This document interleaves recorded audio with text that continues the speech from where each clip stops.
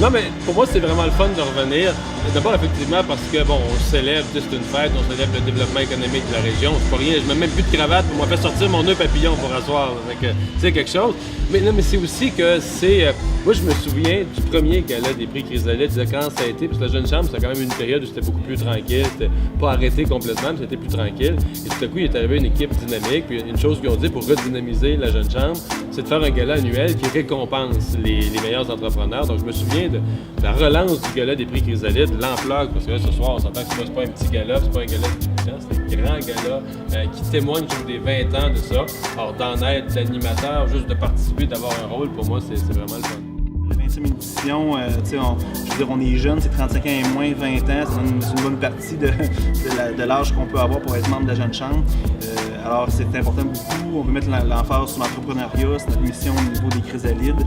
Cette année, on va avoir des prix différents. On voulait rajouter une catégorie pour les releveurs, le rachat, les franchises, qu'on ne couvrait pas les autres années qu'un prix de démarrage. On peut être jeune quand même et racheter une entreprise. Alors, c'est important de souligner cette mention-là. Puis aussi, dans le fond, on veut aussi introniser des membres bâtisseurs, ceux qui ont fait en sorte que la Jeune Chambre elle est présentement aujourd'hui. Alors, on va remettre un prix bâtisseur. Alors, c'est des nouveautés qu'on a cette année.